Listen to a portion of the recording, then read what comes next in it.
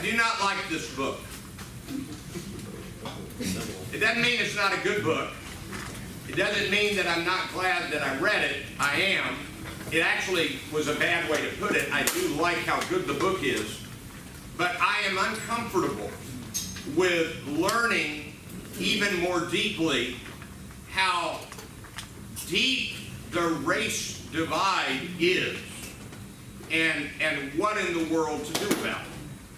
So this book is not an easy book. The author, Richard Hughes, is a man that I knew at one time in an earlier chapter of my life. He's a historian that was connected to the Churches of Christ. He was a very fine historian, and I've read other books by him and books co-authored by him. And I'm a fan of his, and he is a legitimately respected historian. What I mean to say by that is, he does his homework, and there's really not much dispute about what he writes. His footnotes are extensive, and his quotings of people from the past are just immense, and this is good, solid history writing. Okay, my first introduction is about the trip that my wife and I just took to Memphis. The last few years we've been to Atlanta, Birmingham, Selma, Montgomery, Little Rock, and now Memphis, going to where the civil rights sites are. And in Memphis, we went to the Mason Temple, which is the headquarters of the Church of God in Christ. But on April 3rd, 1968, Martin Luther King Jr. delivered a speech called "I've Been to the Mountaintop" in that room. And he died the next day on the balcony of the Lorraine Motel. We went to the Civil Rights Museum at the Lorraine Motel, but it's not really a tourist site, but I knew about this place and I wanted to go see it. If you want to see pictures, I've got them. But we went to see the auditorium, the large auditorium, where Dr. King gave his last speech the night before he died. Is there anybody in the room who's been to Memphis and you've been to the Pink Palace? Okay. We did the normal tourist things. In case you're not aware, there has been no good music in America since Elvis Presley. So we did a serious Elvis Presley tour. But we went into the Pink Palace. The first ever self-service grocery store where you walk in and get the stuff off the shelf yourself was the Piggly Wiggly in Memphis, Tennessee. And there is a reproduction, exact size, within this enormous mansion of the original Piggly Wiggly. You walk in through a turnstile, you go up and down aisles, and you pay on the way out. The mansion was being built by a man named Saunders, who owned the Piggly Wiggly, and he went bankrupt in the 1929 stock crash. And so he couldn't finish the mansion, and he gave it to the city of Memphis. And so I'm reading from the placard at the entrance called "Biography of a Mansion." When developers bought the estate at auction, they planned to turn the land into an expensive and fashionable suburb, and the palace came along with the lot. The new owners deeded the building to the city of Memphis in 1926, so we actually went bankrupt before the 29 crash, stipulating that it become, quote, a conservatory, art gallery, museum of art or natural history, used wholly and exclusively for public uses for the benefit of persons of the Caucasian race. Now, number one, that's not a surprise. And number two, that's just a public building with museums and displays that African Americans could not go to. They finally could in the mid-60s when the laws changed. Okay, that's introduction number one. Introduction number two, take your hand out and look at the back. And this will mean nothing to anybody, but I'm going to tell you the story. At the bottom it says the African American voices. And everybody in this list is someone that he quoted from or visited with or interviewed in preparation of this book. So I want you to circle a name on the 5th line down on the far right, and the name is Hubert G. Locke. Circle the name Hubert Locke. And I'm going to tell you a story. I read the name of the book and I just started laughing, and I went and told my wife. In 1973, I was 22 years old. Abilene, I was a minister in the Church of Christ. I was a youth minister. And Abilene Christian College, now Abilene Christian University, had an event called the Preachers Forum. And it was something they'd never done before. They had 2 different preachers debate each other on an issue. So they did, should you drink alcohol? Should you accept divorced people? They had a session on racism. And one of the speakers was Hubert Locke, an African-American minister from Detroit. This Hubert Locke. And somewhere in passing, he mentioned that his church had dances for their teenagers. Now, I got to try to figure out how to tell you this. Dancing in a Church of Christ in 1973 was a shocking comment. And so in the question and answer session afterwards, some minister from Texas raised his hand and said, Mr. Locke, I don't think he even called him Brother Locke. Everybody else was brother. He said, Mr. Locke, are you implying that there's nothing sinful about the modern dance? And Hubert Locke said, sinful? The modern dance? Lordy no. And I think that was the day that Abilene Christian burned to the ground. That is a true story, and I have never forgotten it, and I hadn't thought about Hubert Locke for, 40 years or more. So that's been fun. Okay. Now, I think we need to do for this book, turn to the inside back page. The name of the book is Myths America Lives By. Myths America Lives By, White Supremacy, and the Stories That Give Us Meaning. And I had to decide exactly how to do this synopsis. And so what I'm going to do is I'll just read the first portion of this page and we'll talk about it a bit. In the box, I try to summarize what I think the book is saying. We, white people, and yes, in many instances, black people, have fully bought into the myth of white supremacy for all of our history. And it is time to acknowledge it, expose it, condemn it, and get rid of it. So I think that's what the book is saying. And I like what he does at the beginning of the book was what is a myth. If you ask the average person what's a myth, here is the answer. It's a story that isn't true. I teach my students in rhetoric about mythos, and I have written my own definition, and here's my definition, and then I'm going to tell you his definition. My definition of mythos and myth is that a myth is a story that is true, whether it's true or not. And so, Star Wars is a myth.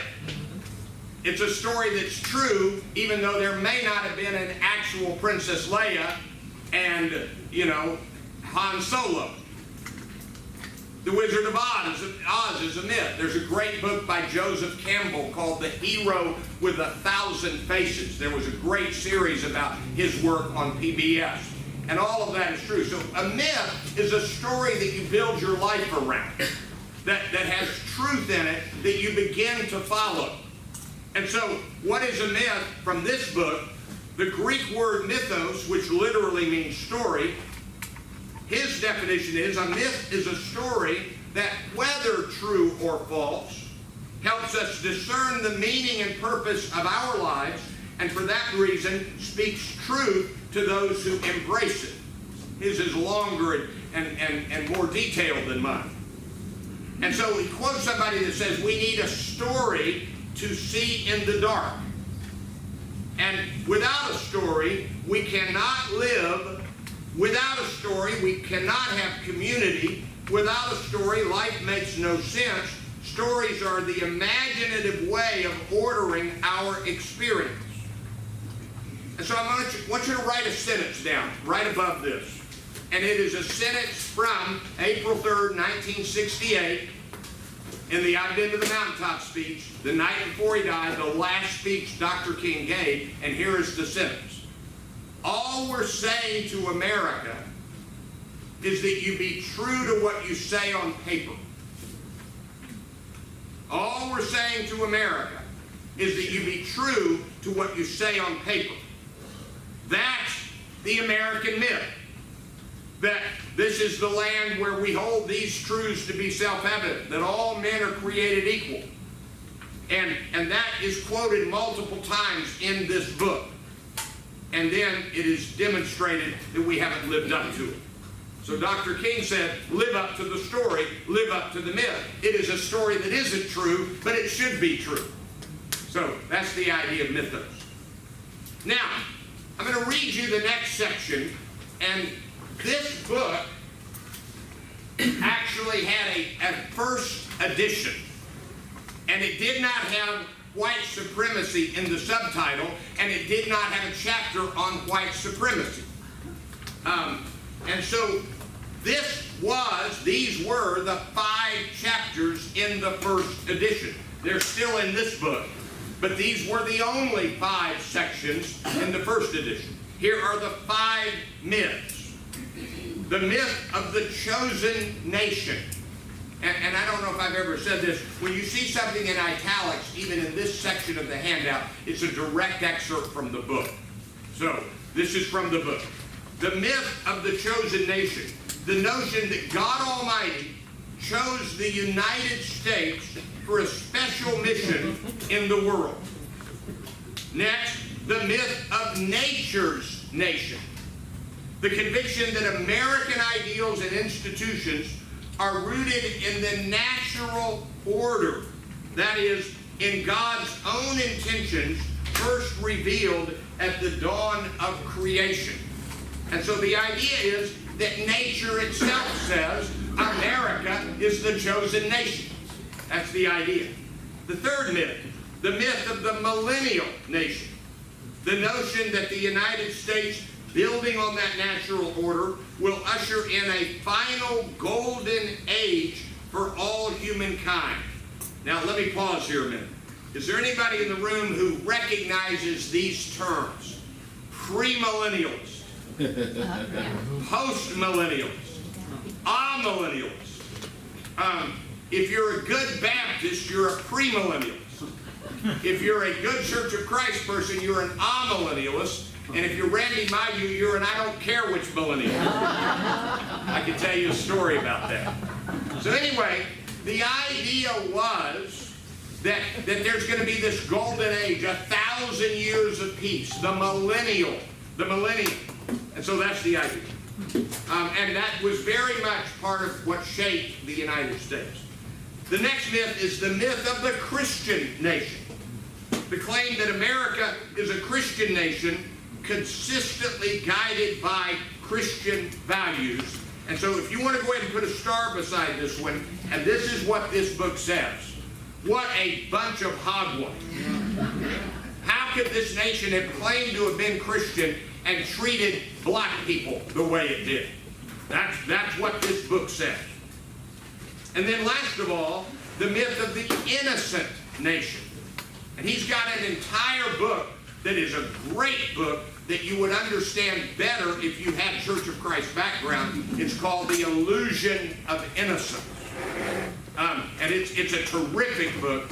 And what it says is the Church of Christ claims that churches abandoned the ways of God, and we have restored the church to what God intended. We have gone back to the innocent beginning. And he called the book The Illusion of Innocence. That's an illusion. And so that's a very good book, but you sort of have to have that kind of background. And so the myth of the innocent nation, the conviction that while other nations may have blood on their hands, the nobility of the American cause always redeems the nation and renders it innocent. It's kind of saying, you know, if there is a God, and if God wanted a nation, then America is what God would have wanted. It's the innocent, God-loving, God-fearing nation. So now, notice the next section. The overarching myth. The myth of white supremacy. So he tells the story near the beginning of a book of giving a lecture on these 5 myths. And an African-American scholar kind of patted his knee afterwards and said, that was very good, but he said, you left out the most significant myth. And Richard Hughes said, really, what? And he said, the myth of white supremacy. And Hughes wrote in the book, he said, my first reaction was, no, that's not the big myth. This man was saying, that's the big myth. But he thought about it, and he read about it, and he studied it as a good historian, and he concluded, yep, that's the big kahuna. That's the big myth. So I'm now back reading from the sheet. The fundamental argument of this book, I like it when an author tells you that. The fundamental argument of this book is twofold. First, that the myth of white supremacy is the primal American myth that informs all the others. And second, that one of the chief functions of the other 5 myths is to protect and obscure the myth of white supremacy, to hide it from our awareness, and to assure us that we remain innocent after all. Now, if you read through this book, you will discover that the champions of equality were white supremacy. And so I've got one little paragraph here from the book. Many of the founders, including Thomas Jefferson and George Washington, owned slaves. And Jefferson, the man who penned the Declaration's immortal words, we hold these truths to be self-evident, that all men are created equal, also believed that, and these are his words, Jefferson's words, that blacks were inferior to whites in the endowments both of body and mind. And Lincoln and many, many other heroes of equality believed in white supremacy. Abraham Lincoln basically said, white people are superior to black people, we just shouldn't use that as an excuse to keep them as slaves. That's basically what Lincoln said. Now, you already know my discomfort in presenting this book. I'm a white guy. And Richard Hughes is a white man. And I think I'll read the quote, it's in this list.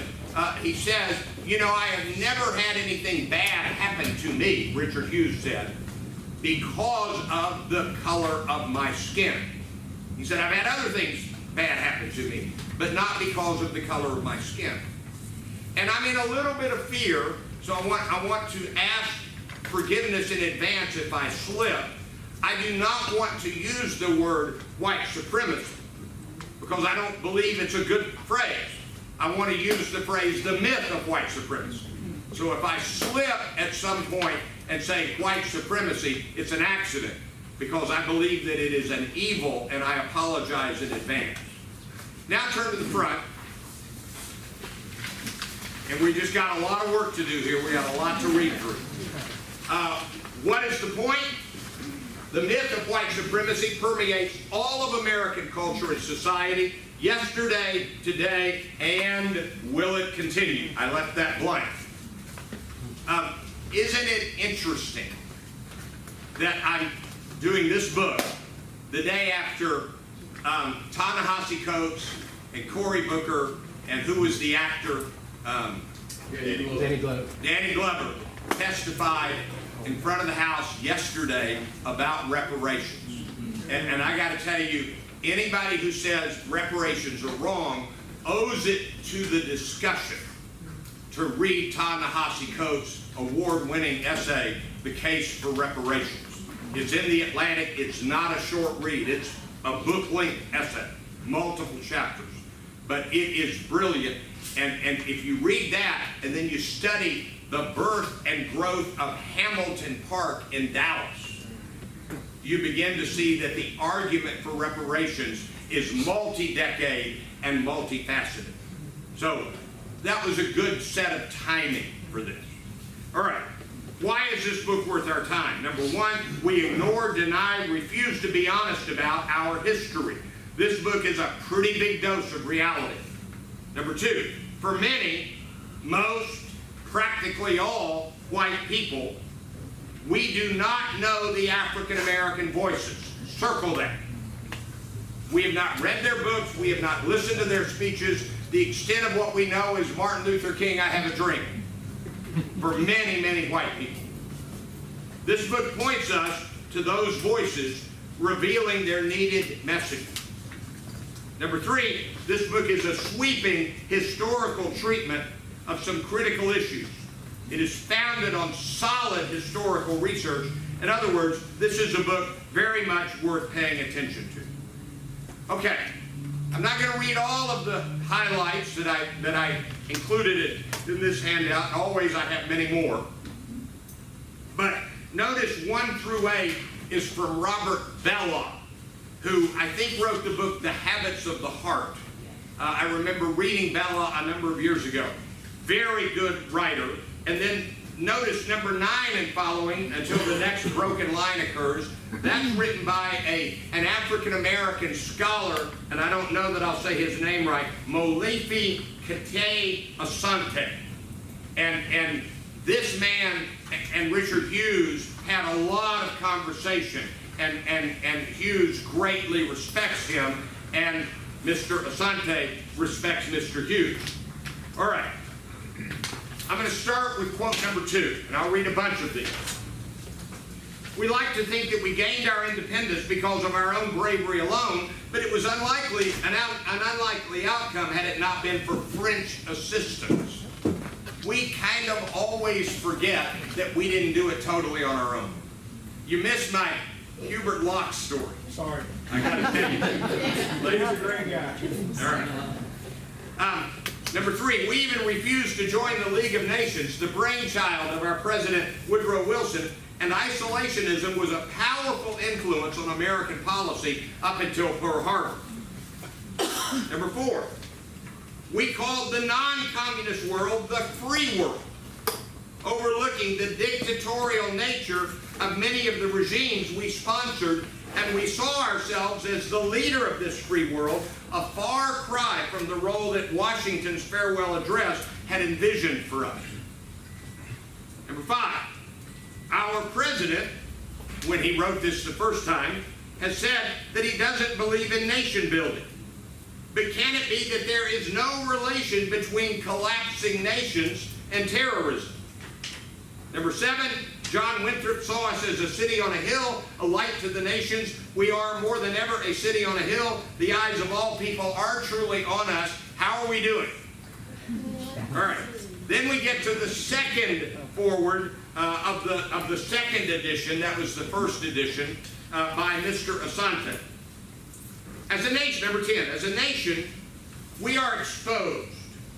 And those who have held on to the myths that have sustained haughtiness, circle that phrase, sustained haughtiness, are exposed the most. And those people who cannot shake the overarching myth of white supremacy are condemned to reap a whirlwind of historical distress, distortion, and social death. Remember, next quote, Homo sapiens, like us, can be traced by DNA to a single mother in Africa. We all come from the same roots. We all are related. We are blood together, except for Patriots fans.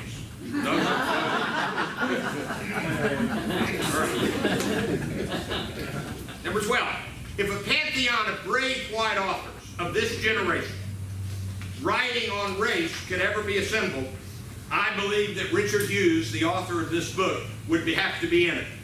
For the most part, the majority of white authors are not simply victimized by the myth of white supremacy. They are sustainers of the myth, wanting to believe that whites are superior to other people. Mr. Hughes is not that.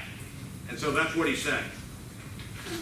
13, all societies operate on the basis of myths. That's really wrong. And number 14, many of the working myths of the United States are fully linked to the ideas of racism, patriarchy, and domination. Now, this book is about the myth of white supremacy, but there are acknowledgments that there is gender discrimination and other kinds of discrimination. All right, number 15, put a star beside this, and I want to talk about it a minute. Let me read it first. City and street names, weekdays, planets, stars, even corporations are characteristically central to the built linguistic environment.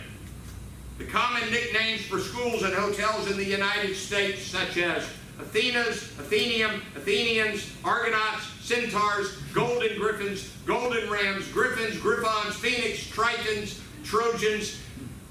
I debated reading you his paragraph about Trojans. I decided not to. Spartans and so forth are reflective of the built mimic environment. So let me talk about this a minute. He says, you don't think about it, but when the schools you go to are named a certain thing, when the streets are named a certain thing, that you are subtly reminded the world is filled with these people. I went to Forest Hills School in Jacksonville, Florida, named after a Ku Klux Klan leader in northern Florida. There's been a debate about changing that name. I think they may have finally changed it. You remember the famous photograph? This is the greatest photograph I've ever seen. Barack Obama is bending over, and a little boy in a white dress shirt and a tie, African-American boy, is feeling his hair. And put that with the photograph, if you didn't see it, of the little girl staring at Michelle Obama's official portrait. And what those little black boys and black girls are seeing, that the president and the first lady can be like me. Wow. Okay.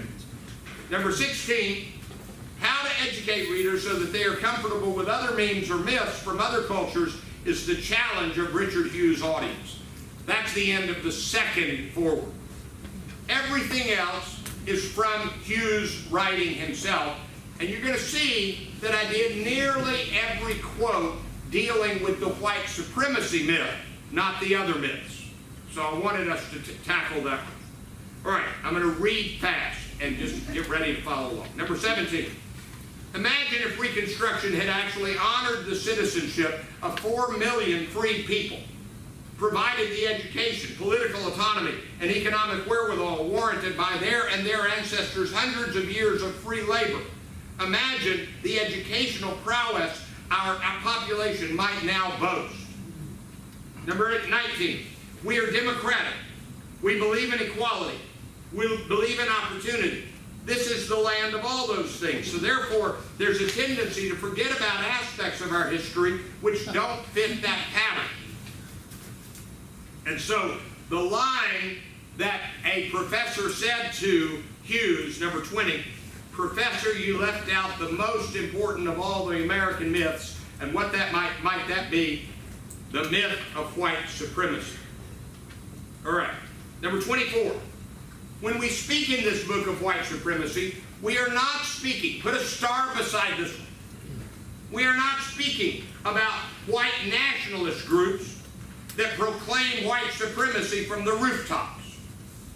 We are speaking instead of ourselves and of the common culture in which we live, a culture suffused with the assumption that in most ways whites are superior to blacks. It's not the overt Ku Klux Klan neo-Nazis. As I said maybe a couple of months ago, you realize that half the bus watched Rosa Parks get arrested. They were white, and they did nothing. They did nothing. All right, number 25. My worldview, shaped by this internalized sense of racial superiority, meant that I saw history, morality, the will of God, and scientific truth as the special province of white people, usually white men. Dangerous comment here. The pollsters have asked Democrats, who do you want to be the nominee? 20% of Democrats told the pollsters, this was last week, 20% of Democrats told the pollsters, I don't believe I could vote for a woman.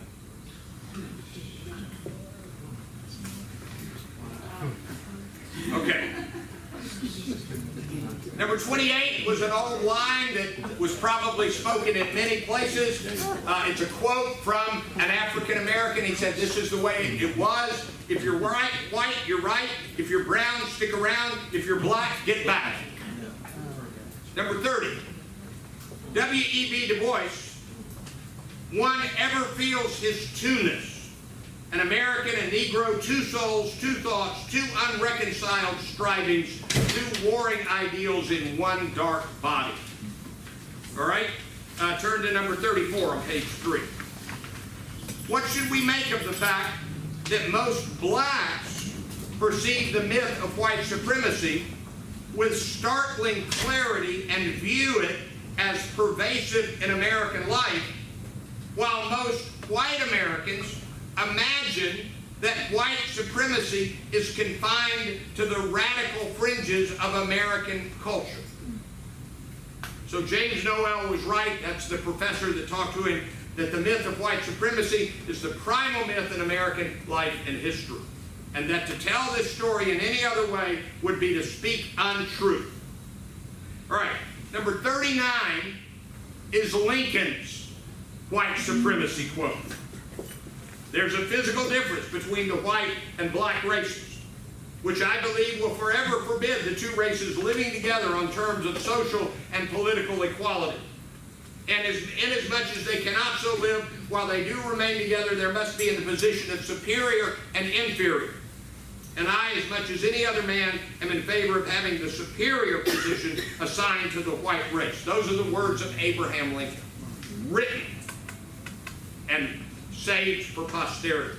Number 40, Andrew Johnson wrote to Missouri Governor Thomas C. Fletcher that, quote, this is a country for white men, and by God, as long as I am president, it shall be a government for white men. Now, I don't have time to tell you all of the accounts in the book about the Supreme Court decisions that were separate but equal, that were certainly not equal. And we could talk about the 3/5 of a human being, and we could talk about the horrible slaughter of African Americans in Oklahoma and the lynchings. I may have time to read that one. All right. 42.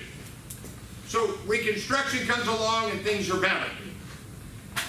But Reconstruction only intensified the determination of Southern whites to keep the formerly enslaved people in their place, which for many whites meant utter subservience and abject poverty. Slaves in everything but name, as W.E.B. Du Bois put it. Tomorrow I'm doing a synopsis of the book Evicted, which won the Pulitzer. I did it in this room, and I'm doing it at the downtown Dallas Library for the Metro Dallas Homeless Alliance. And I re-looked at the statistics. Pretty simple. White people in Dallas County are doing fine. Black people in Dallas County and many Hispanic people, the poverty level has gotten.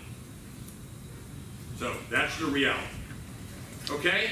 Number 43, Obama suffered during his first year in office a 400% increase in death threats compared to George W. Bush.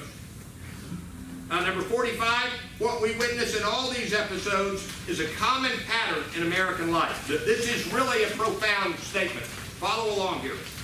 Every time blacks have made notable gains, white rage recurs in American history.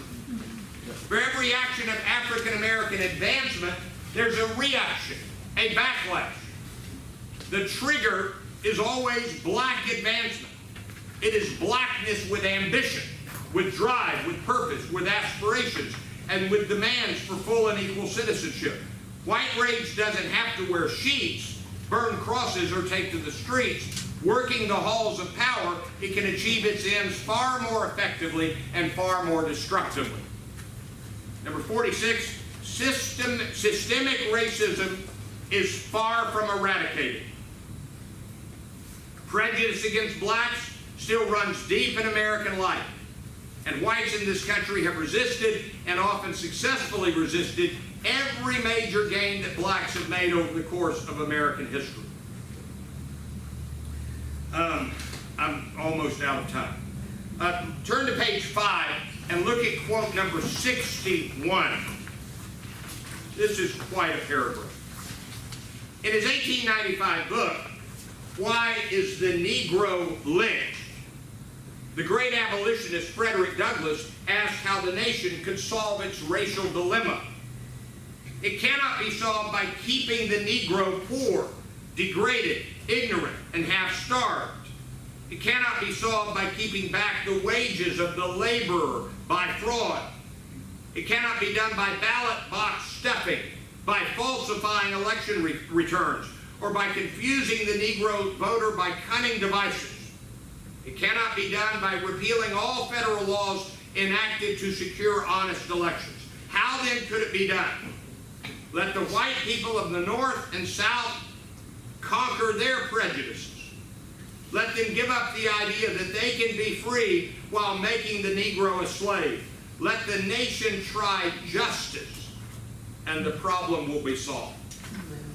That's terrific. So, look at number 65 to think about the exhaustion of a lifetime spent trying to change things.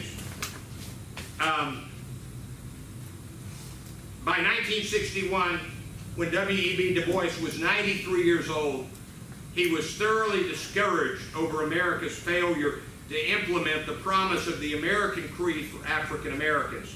He therefore joined the American Communist Party and moved to Ghana. Okay, turn to page 6. I did present in this room the new Jim Crow, which is kind of the big book of the last 2 or 3 years by Michelle Alexander, number 76. Michelle Alexander has described the backlash against the freedom movement of the 1960s as the new Jim Crow, an effort to incarcerate black people through a massive war on drugs launched by Reagan's administration in 1982.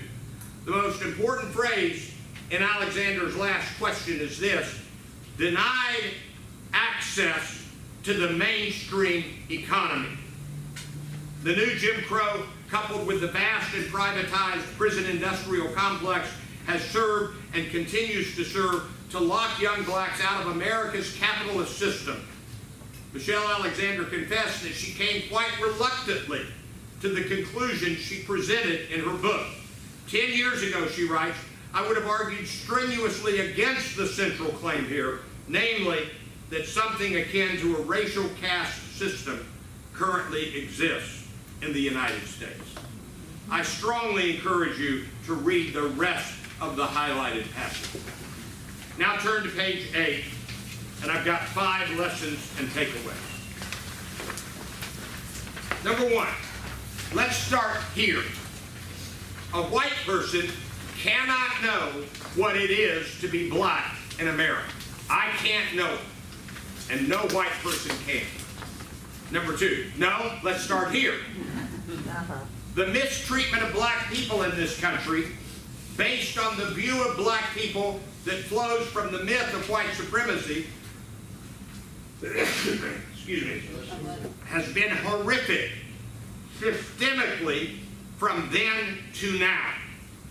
Number 3, one thing we all could do would be to read more of the African American voices. Read their words in their books and their speeches and their writings. And so, if you're going to discuss reparations, invest a pretty chunk of time, pretty big chunk of time, and read the case for reparation. Number 4, to use a very religious word, repentance might be a pretty good thing right now. And number 5, we really do need to address the policy decisions that perpetuate the myth of white supremacy. Policy can be and is many times racist. So that's the book. Myths America Lives By, White Supremacy and the Stories That Give Us Meaning. And I will tell you that if you were to read this book and come away saying, hey, every black person has as much opportunity as a white person, you were not opening your mind when you read it. Hope you found this useful. Thank you very much.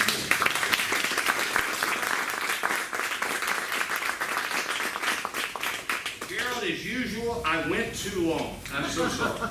That's all right. You can make that all normally I have a guest here who kind of helps contextualize this for us in terms of our work here in Dallas, or at least what's happening in Dallas. And I just waited too late to get who I wanted this time, so I'm going to have to give it another time. So it means you're stuck with me. But a couple of things I want to do first before I start into dealing with the layers. And how many of you have heard our podcast? All right. It's only the second one. We've got the third one coming up later on this, should be a couple of days. Monday. So, we have actually 2 podcasts on our website. We have the podcast which is recording of this session and Randy's fine work. And then we have also another podcast with me doing interviews with people who are pretty interesting and who have contributed to our work and have something to say about our work. The first podcast we did was with Larry James and with John Seibert, our president, and they talked to us about City Square, past, present, and future. So if you want to know more about where we've come from, where we've gone, where we're going, our humble beginning and our humble continuation, then you can listen to that. The second podcast that we did was with Richard Miles, who was wrongfully incarcerated for 15 years for a crime that he did not commit. And he was released from prison. He received the compensation that we fought for at the state level, and now he has a nonprofit where he works with people who are returning from prison in the South Dallas community primarily. And so he is, we talked to him about his life, about his work, about his background, about that experience, and it's a riveting experience. I think you will find that very interesting. The next podcast we've got coming up is with J.R. Newton, who is one of our own staff members. I refer to her as the City Square Life. She's done two swims through City Square. She's our community health nurse here, but she is also a very well educated minister. She is also a domestic abuse survivor, and then she's also an author. She's written about that. So I think that's going to be very interesting as well. So you can find that at citysquareadvocacy.org, and you can avail yourself of that. And then also, if you want to know what else we've been doing during the course of the year, there's a first quarter report that we have that's not the usual written report, but it's a fine synopsis of what we've been up to in our external affairs work. So check that out and let us know what you think about it. Last night I was at a very interesting meeting. Me and about 3 or 4 other public education stakeholders, I guess you call it, meeting with Pam Lear, who is the chief of staff for Michael Hinojosa, the DISD superintendent and the deputy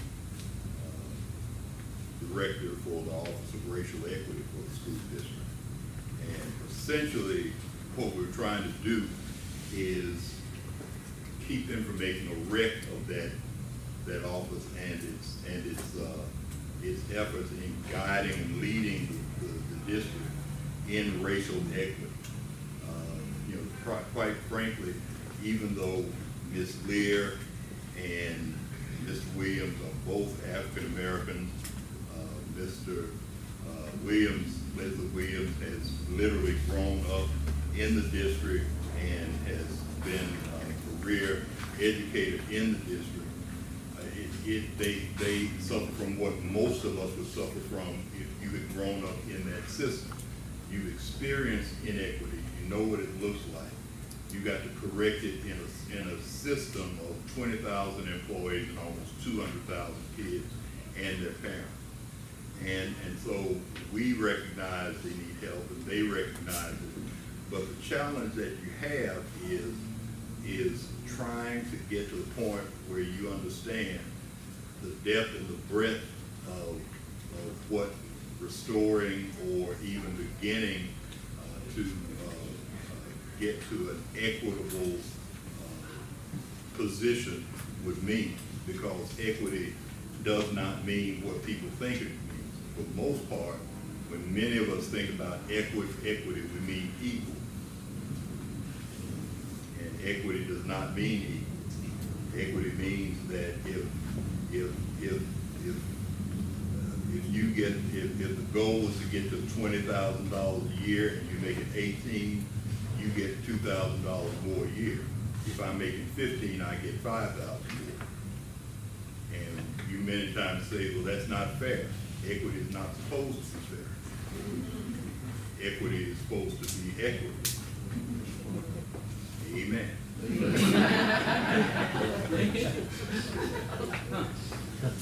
And so it's just that type of thing that you're trying to correct a system that has been inequitable for virtually all of its existence. The Brown versus Board of Education ruling by the Supreme Court happened in 1954. It took DISD until almost 1990 something to figure out that this means us. And by the time they figured out that it meant them, they looked at it and said, oh, we've already got majority black kids in the district. So that's the type of challenge that you have. Now I bring all that up to say that correcting the injustice of racism and white supremacy is a challenge that we have forced upon us because we have lived in a system for so long, and we've had such a job done on us by virtually every institution that you can name. Virtually everyone, our churches, our schools, our financial institutions, our medical institutions, almost everyone you can name has been geared toward a lens of inequity. And not just inequity that is based on white supremacy. So much, and it has been so inculcated into us that those of us who have benefited from white supremacy and white privilege actually don't realize it. And getting us to realize it is something, is the goal of and the way through which we achieve equity. And so Randy talked about the argument for reparations, which frankly I believe in wholeheartely. It's just that I don't believe I'm going to see it in my lifetime, because there are way too many white folks who the very moment you bring up the subject, try and opt out of it. And the first thing, I haven't owned any slaves.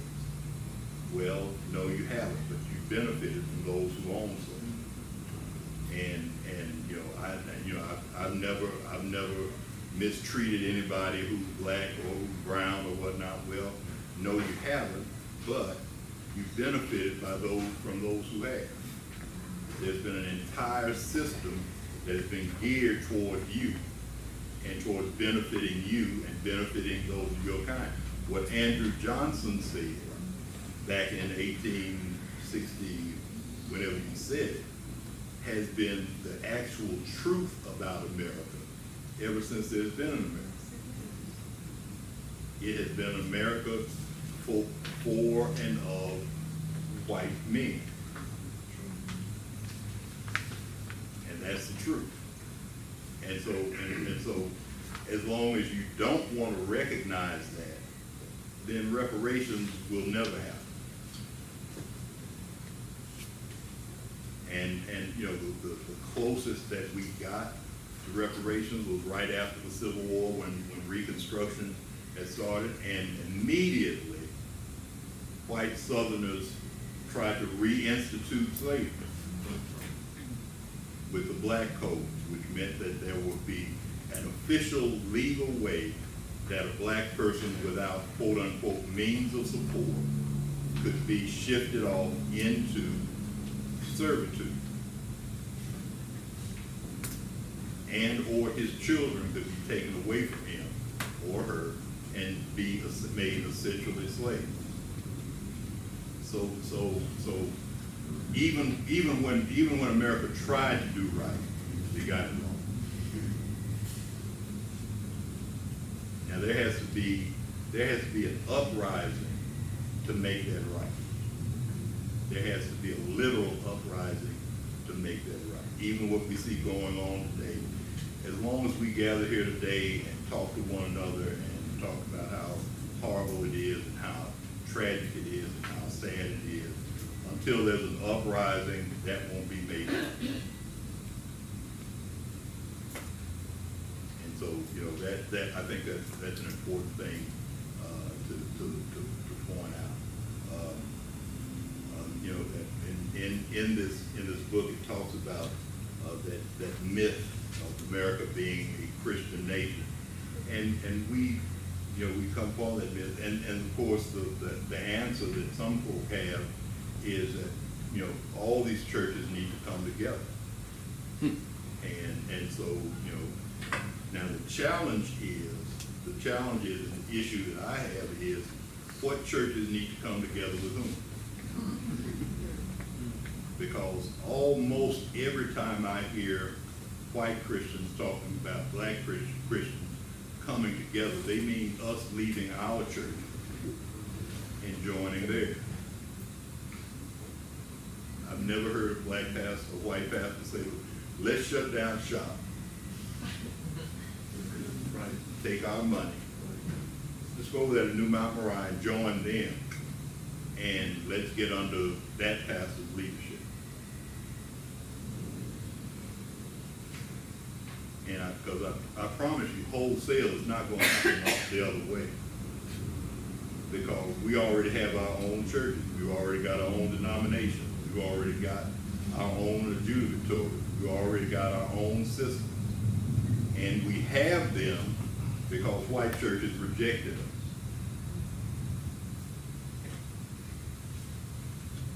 And because they rejected us, we set up our own. And they've been set up now for almost 400 years. So I hardly think that we're going to shut down AME Church and the African American Church, the National Baptist Convention, and all the other churches, the CME churches, and all the other denominations, shut them down so for the sake of racial harmony, we can come join y'all.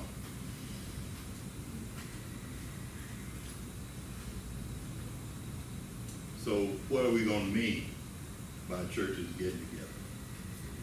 So we're not even answering the questions that we're asking. And I think we have to understand that until we get serious about this and ask substantive questions about about black political power, about black ecclesiology, You know, frankly, when it gets back to black Christianity, I have questions as to whether or not white folk take black religion seriously. Other than looking at our numbers and looking at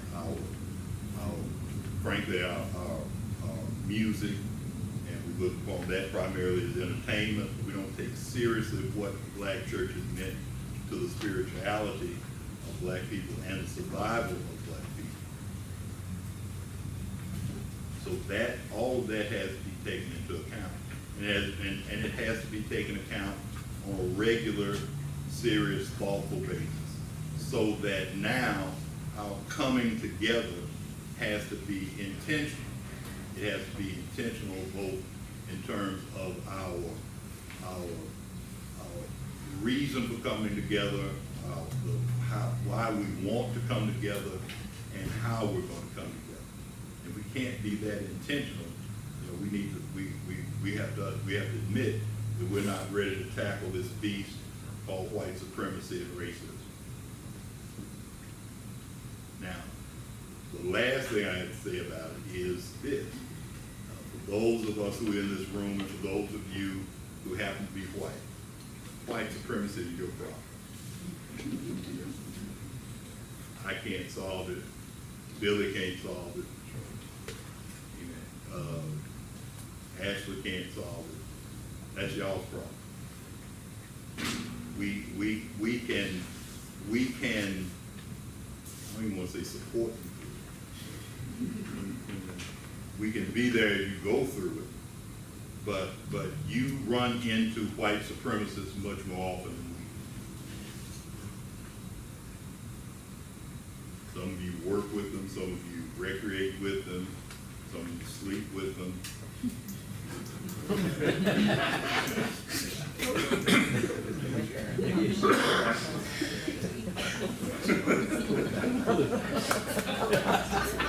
I didn't say how. Ain't none of my business. But that's something you've got to tackle. Every time you hear it, every time it rears its ugly head, and that means you've got to take some risks in terms of your relationships. That means you've got to take some risks in terms of your finances, some risks in terms of your future, some risks in terms of whatever risk it is, but it cannot be a situation where you come back here and say, I heard some awful things last week.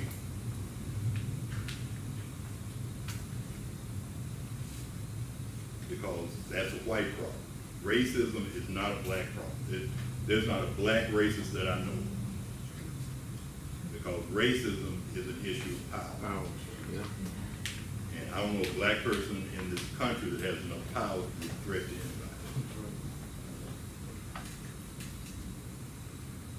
So that's all I got to say.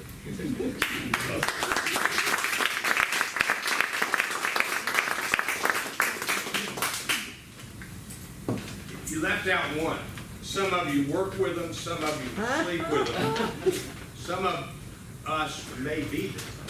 Well, Look in the mirror. And that's the other reality. Yeah. Time for a quick question. Real quick question.